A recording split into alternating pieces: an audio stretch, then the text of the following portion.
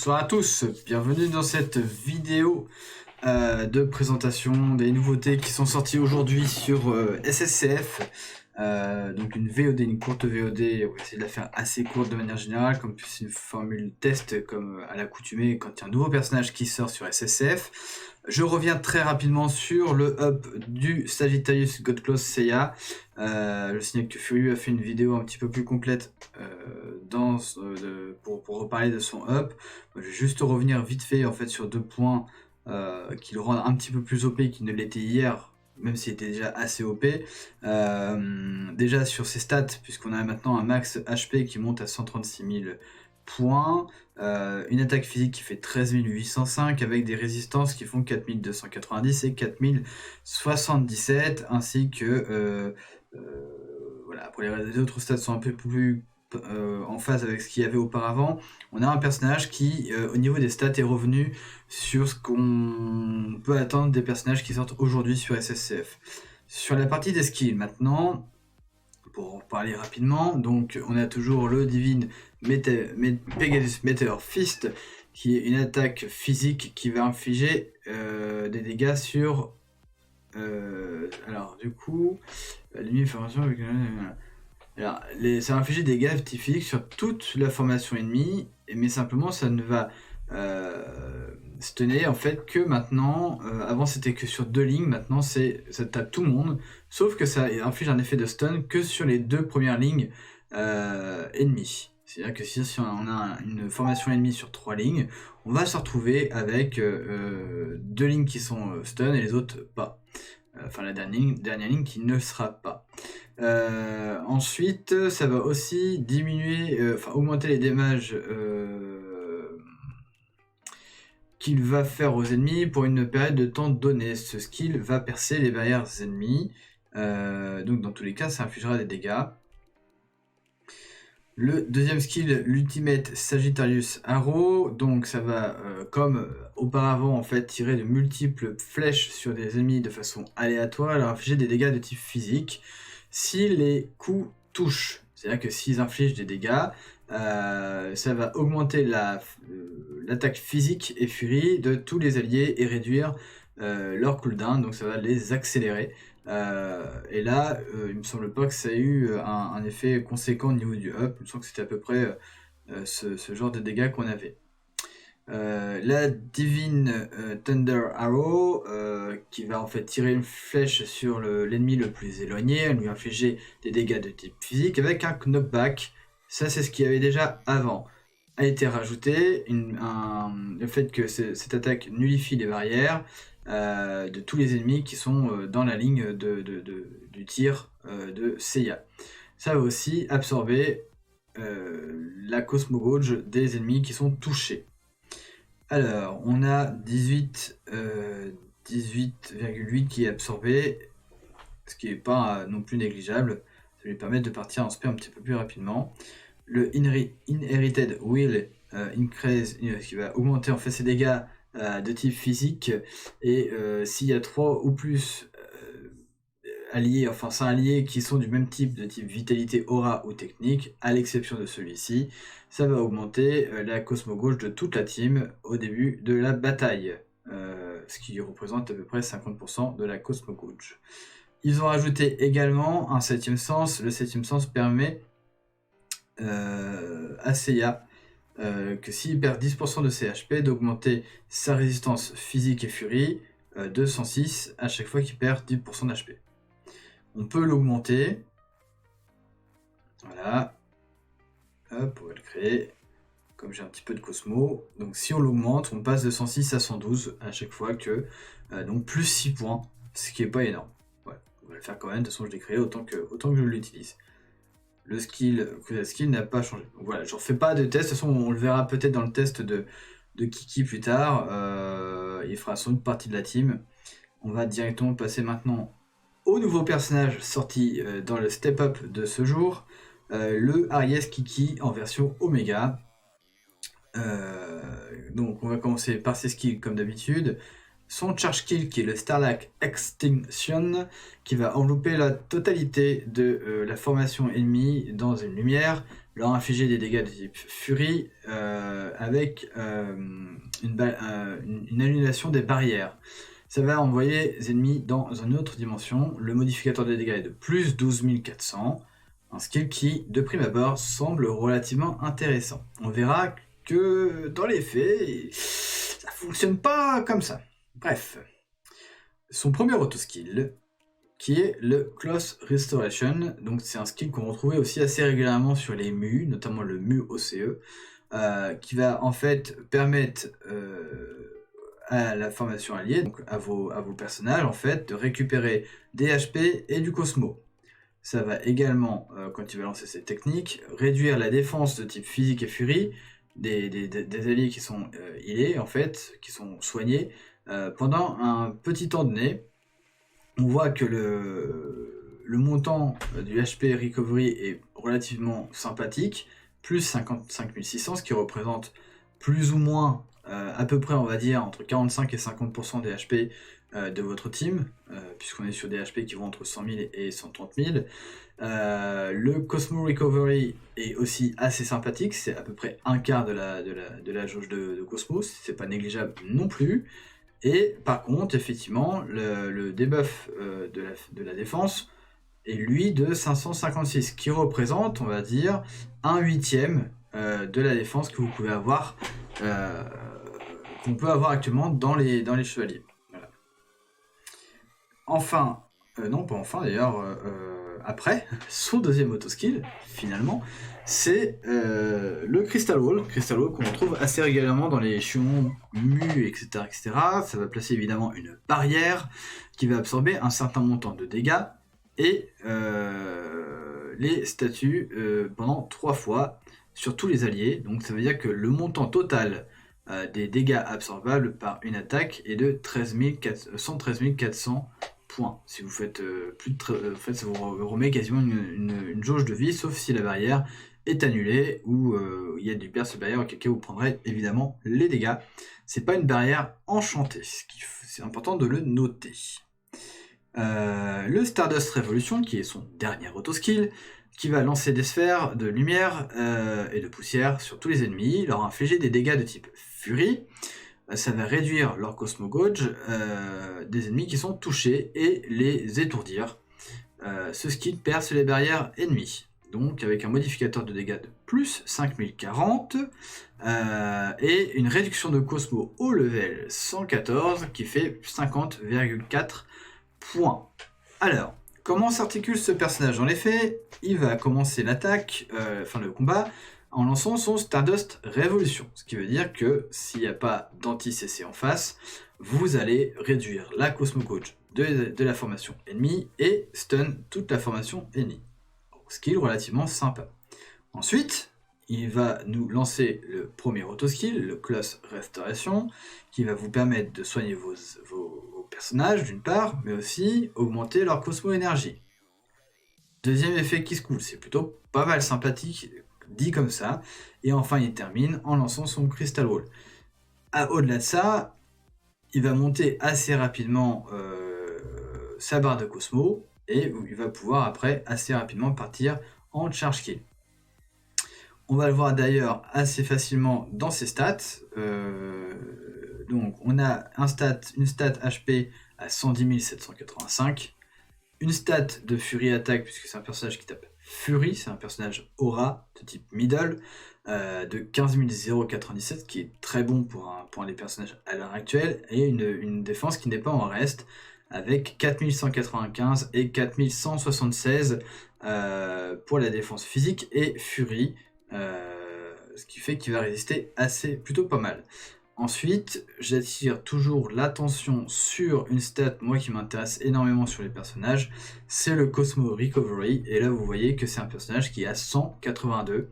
Je ne sais pas si, je ne crois pas, en tout cas les personnages habituels, les derniers personnages qui sortaient étaient à 99. Il me semble que c'est la première fois que je vois un personnage avec une stat aussi haute. C'est la seule que j'arrive à peu près à bien évaluer et sur lequel j'arrive à trouver en fait un effet entre guillemets in-game. Ensuite, on note que c'est un Gold Descent, ça peut être très utile si vous utilisez par exemple Loki, où il aura des dégâts augmentés. Passons à la phase de test. Je vais vous montrer deux choses, des choses que j'ai entreaperçues en faisant des tests tout à l'heure. Hop. J'ai demandé volontairement à Slayer de me faire une petite team. Une team qui est, vous allez voir, très très largement orientée défensive. 3 Athéna, un Abel, un MUSSE. Voilà, si avec ça on n'est pas protégé, où va le monde? Je vais partir volontairement avec Abel, Athéna CE et le fameux Kiki. Et je prends que 3 joueurs, c'est pas besoin de plus. Je veux juste montrer un petit peu comment s'articule le personnage et sa principale faiblesse à ce jour. Alors, c'est parti. Vous voyez, là il charge et le skill débarque 5 secondes après le début du combat. Et là, on attend assez longtemps avant qu'il lance son go skill. Voilà, il est stun évidemment. On va peut-être pas lui mettre cette Athéna là. C'est vrai qu'il enchaîne pas ses auto-skills, hein. C'est très très long. Allez, il va revenir.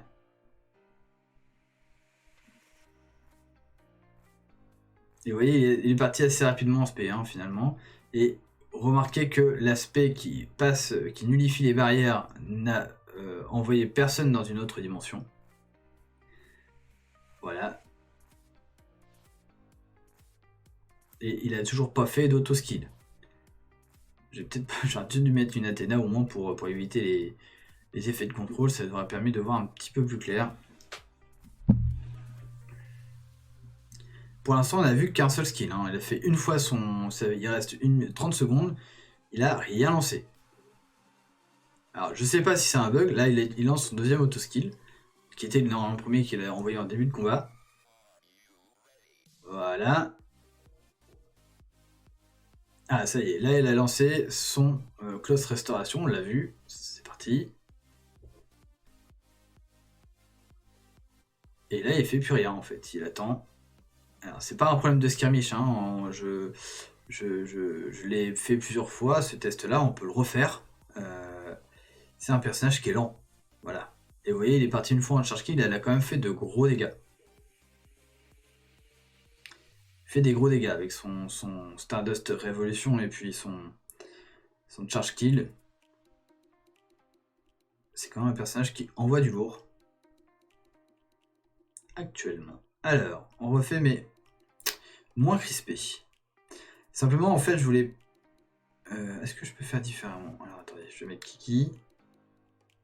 Abel, Athéna. Du coup, je vais mettre Athéna V1. Ça m'arrange pas de l'avoir mis Athéna V1 parce que comme elle va booster, mais cela dit, remarquez, Athéna ACE le fait aussi, comme elle booste la vitesse. Voilà, je voulais vraiment montrer que le personnage, dans l'exécution de ses auto-skills, est relativement lent. Voilà, on attend.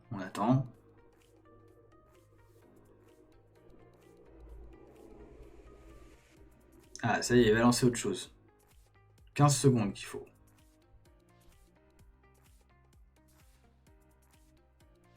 Donc là, il lance sa barrière, mais normalement, il aurait dû faire le close restauration qui a été annulé. La barrière est quand même passée avant qu'il fasse son charge kill. Encore une fois, personne n'est parti dans une autre dimension.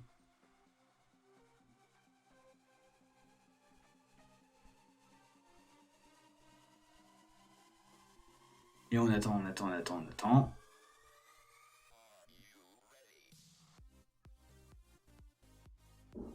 En coup blanc, vous voyez, hein, 10 783, c'est plutôt pas mal. Il a une grosse aussi stat d'attaque physique, ce qui lui permet aussi de recharger assez rapidement sa Cosmo Gauge.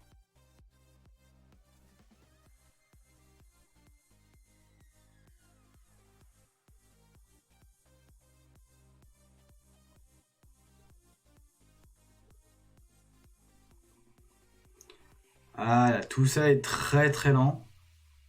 Ah, ça y est, on en a balancé 2. Normalement, c'est censé, encore une fois, hein, je rappelle, le charge kill nullifie les barrières et tape la totalité de la formation ennemie.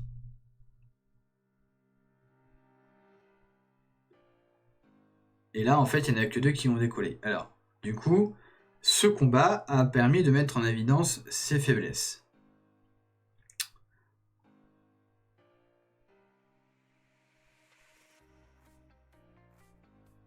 On va faire après des combats en situation réelle avec Kiki, parce que bon, il a des faiblesses, on sait qu'il est lent. Maintenant, est-ce que si on l'accélère, est-ce que ça peut aider à ce qu'il se dérouille un petit peu, on va dire. Alors, on va... Non, qu'est-ce que je fais? Tac. Inutile.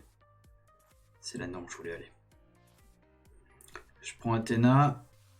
Je vais voir son Loving Wave.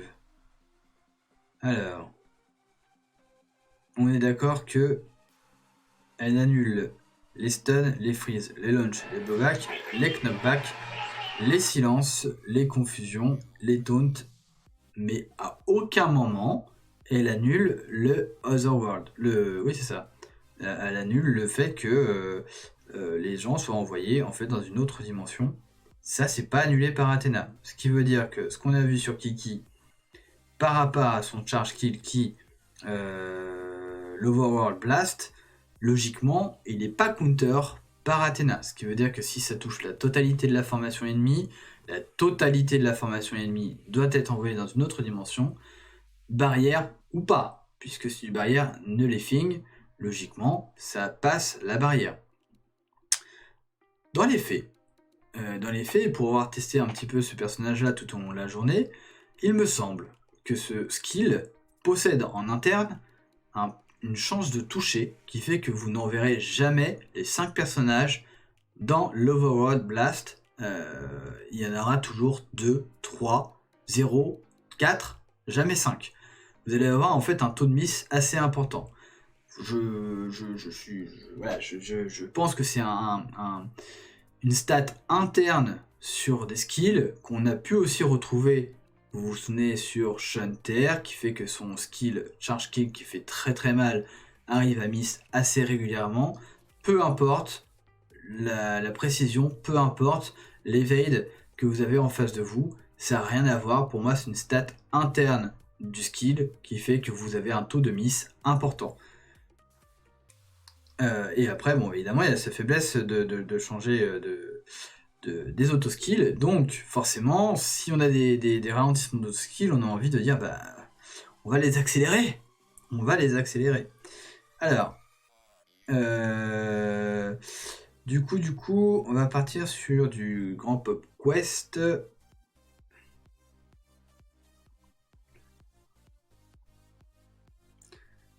Hop, il est l'heure d'aller au lit, forcément. Bon, là, on a d'une level 111. Avec des compos assez faciles, on va dire. Mais ça tombe bien, parce que c'est ce que je veux. Je veux regarder un petit peu si je fais l'effort de lui augmenter sa vitesse de façon significative. Est-ce que mon petit Kiki, il va sortir du lot, quoi. Tac. Tac. Je pourrais mettre lui, mais ça veut dire qu'il me faudrait un autre. Allez, on va partir sur voilà, Sean V3. Ça fait un peu bizarre comme sim, hein, je suis d'accord avec vous. L'idée c'est qu'on est vraiment en full accélération puisque... Ah non, c'est pas ça que je voulais faire. Bon, c'est pas grave. Je voulais mettre IO et SSE. C'est pas grave. On a quand même 3 personnages qui accélèrent les cooldowns, qui accélèrent l'équipe. On va voir s'il est un petit peu plus nerveux au combat. Donc il est au fond à gauche. Et ben il est déjà mort. Il est déjà mort. Super. Bravo.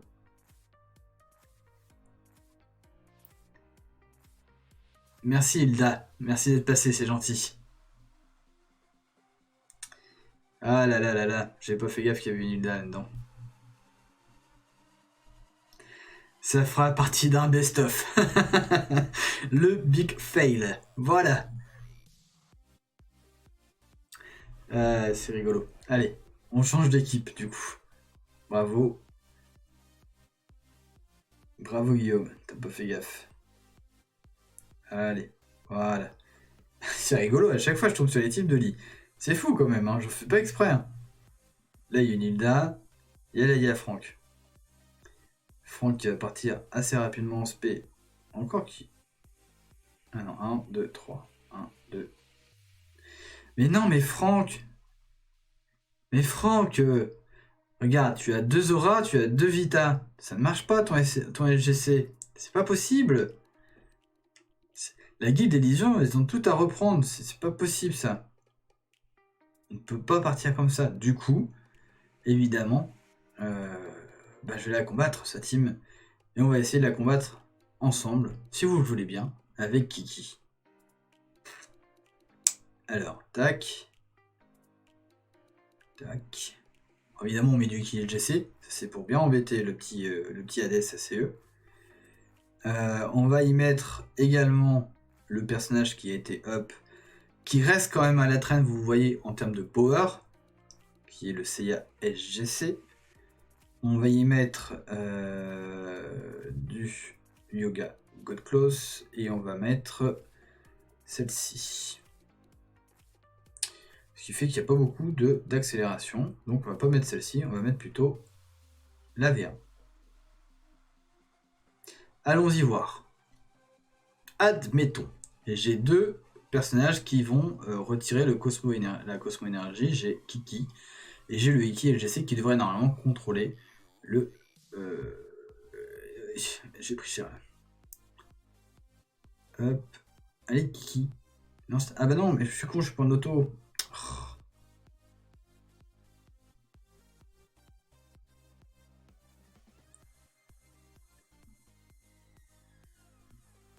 Bon, l'avantage c'est qu'il résiste très très bien aux dégâts. Et au moment où je dis ça, je me fais éclater. Non, bon, après j'ai fait une connerie. J'ai fait une bêtise. J'ai pas mis le mode auto, c'est pour ça. Je préfère jouer en mode auto, c'est plus facile pour commenter. Ça fera le deuxième fail de la soirée. Voilà.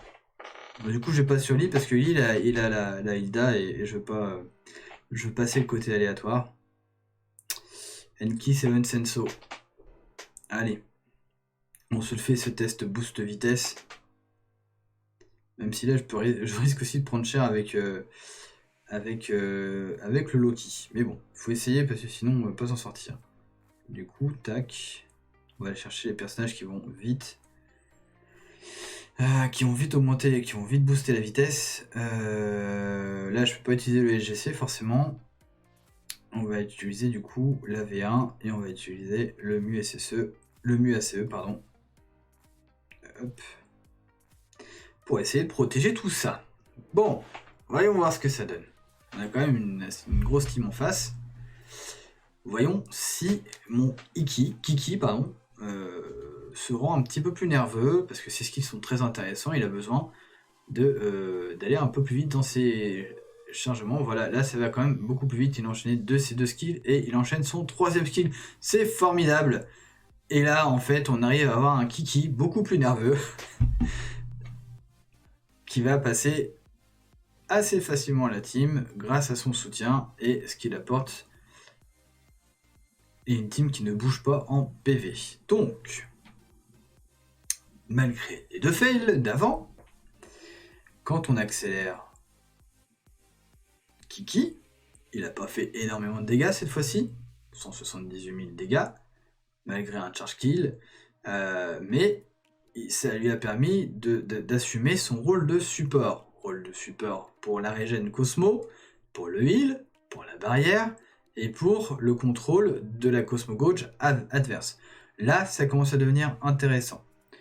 Du coup, il a été quand même relativement nerveux avec 3 personnages qui accélèrent les CD.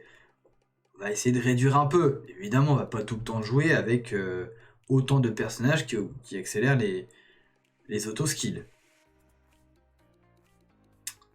On va juste retirer le... j'ai pas vu la team adverse d'ailleurs, je suis parti un peu vite. Alors, tac, tac, tac, tac, tac, il n'y a pas de Hilda. C'est le principal.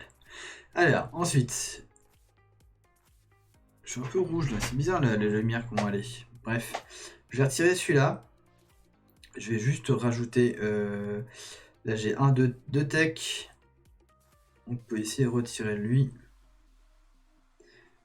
Remettre un boost. Ah, il me faudrait un dernier tech intéressant. Qu'est-ce que j'ai de beau à vous proposer?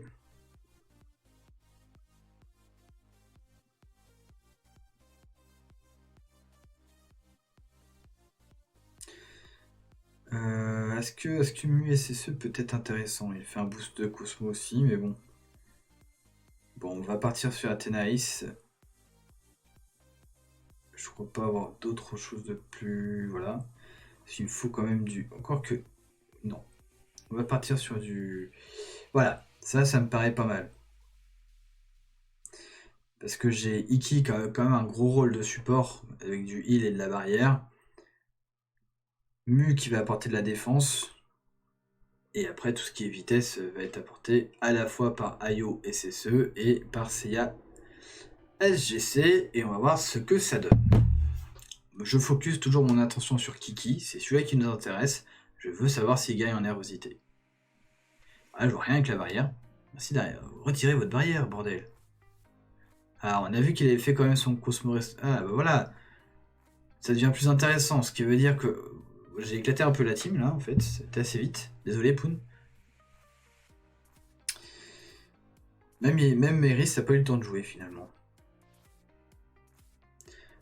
En tout cas, on a relevé en début de cette vidéo les faiblesses de ce Kiki.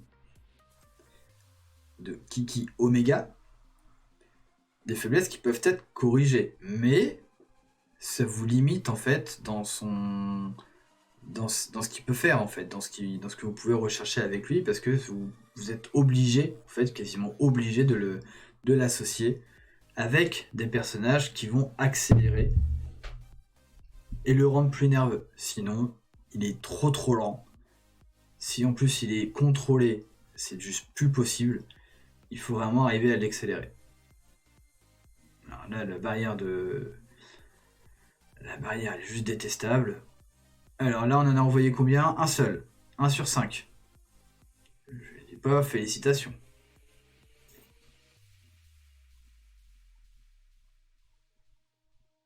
Et pourquoi je meurs? C'est pas incroyable ça.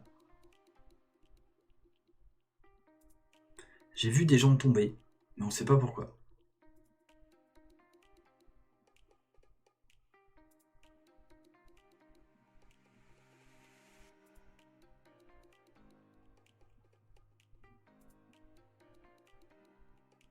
Protection.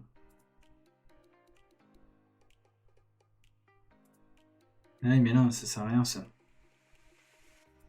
Tu le stun même pas. Allez, attaque. Dépêche-toi, Ami, je vais prendre un coup d'épée tout à l'heure. Ah bah il est reparti en spé. Voilà, c'est fini. Je suis mort par je sais pas quoi. Il y a un truc qui m'a violé. Bref. On va arrêter la vidéo sur ça. C'est déjà pas mal. On a vu pas mal de choses. Évidemment, je vous ai pas... j'ai pas retrouvé de team qui vous permettrait... tac, il me reste un coup à faire.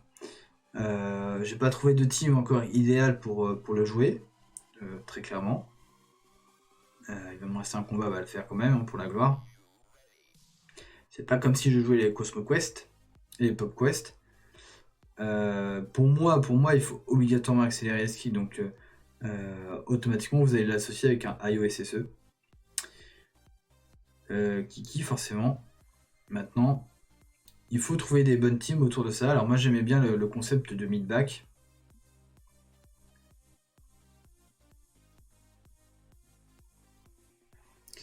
Le concept du mid-back est plutôt pas mal.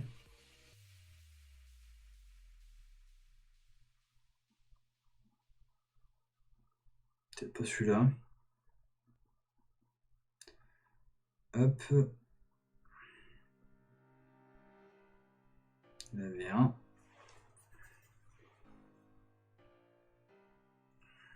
Et après, il faut quand même des gens qui tapent, donc on va partir sur celui-là.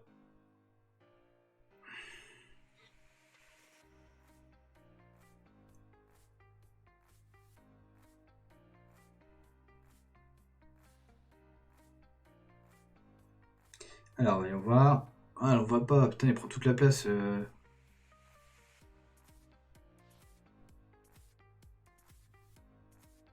On n'a pas vu grand-chose. Il prend toute la place, Arès. Allô? Puis c'était pas très costaud, surtout. Hop. Voilà. Ok, donc si on fait une synthèse de tout ça, on a un personnage qui est très intéressant sur tous ses skills. Il a des skills qui sont tous énormes. Par contre, il a aussi des stats assez intéressantes, hein, des PV, de la défense, etc., etc. Il est vrai qu'au départ, quand je l'ai testé, aujourd'hui sans être des skills à fond, j'étais assez impressionné sur sa résistance, sachant que là il est que Araya 1 et que de plus en plus on rencontre, que ce soit en Pop Quest ou dans les skirmishes que j'ai fait avec la guilde, de plus en plus d'Araya 2, enfin d'items, des personnages équipés des items Araya 2 dans tous les cas, notamment les Hades ACE qui sont un des premiers personnages qu'on va solliciter pour mettre les items Araya 2. Et il arrive à résister quand même à une charge d'un Hades ACE, néanmoins en ayant une petite aide avec notamment du Mu ACE ou de l'Athena ACE. Donc c'est un personnage qui est relativement résistant. Maintenant, il a quelques faiblesses à corriger. Alors peut-être que c'est effectivement des bugs du personnage, ça arrive très souvent que les personnages qui sortent sont en tout début en tout cas pas très OP, ils arrivent un petit peu buggés et c'est corrigé, les micros ajustements sont effectués par Bandai. Moi je l'ai déjà constaté à plusieurs fois. Par exemple vous pouvez prendre aujourd'hui Apollon qui est nettement plus OP qu'au moment de sa sortie et pourtant à aucun moment vous avez vu des patch notes qui corrigeaient des bugs sur le Apollon en question. Et donc possible que plus tard en fait il soit corrigé sur les micro bugs qu'on a pu voir. Micro-bug, c'est quoi? C'est peut-être le fait il reste assez passif dans les combats s'il n'a pas d'accélérateur d'auto-skill. Alors, je sais pas si c'est volontaire ou pas.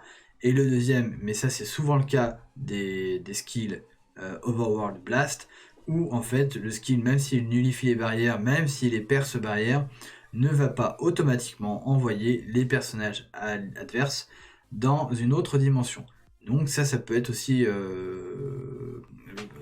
corrigé pour plus tard, mais pour moi c'est vraiment, je pense que c'est assez volontaire de la part. L'idée c'était pas forcément de contrôler toute la team ennemie, mais juste une partie de la team ennemie, en mettant un espèce une stat, un taux de miss, de miss raté, ça touchera pas dans tous les cas les 5 personnages, on touchera 3, 2, 1, peu importe, pour les envoyer pour les faire un petit peu désactiver en tout cas pour une période de temps donnée. Un peu de mal ce soir, mais grosso modo c'est ça. Et donc c'est ces deux gros points faibles, c'est le fait d'être assez passif s'il n'est pas accéléré, et le fait que ses skills en fait ils sont pas aussi performants que ça, en tout cas son charge kill.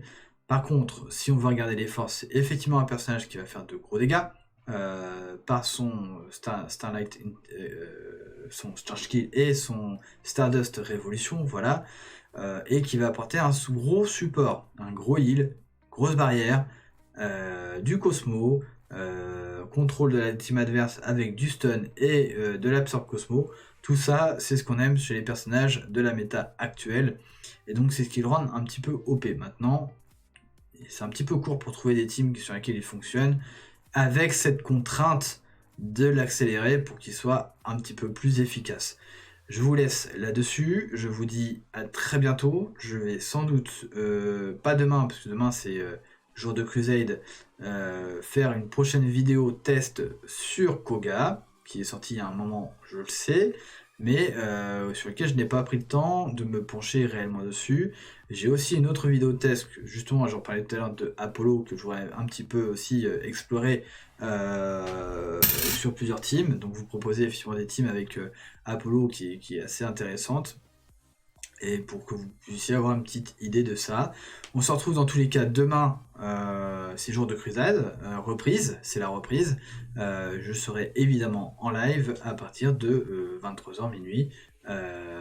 Voilà, je sais pas quand est-ce que je vais commencer le live, mais en tout cas je serai présent pour le live de la Crusade de la Panthéon. Voilà, je vous souhaite à tous une bonne soirée. Je vous souhaite de très bons pools, parce qu'il n'est pas facile à avoir celui qui kick malgré tout. Je vous dis à très bientôt. Ciao ciao.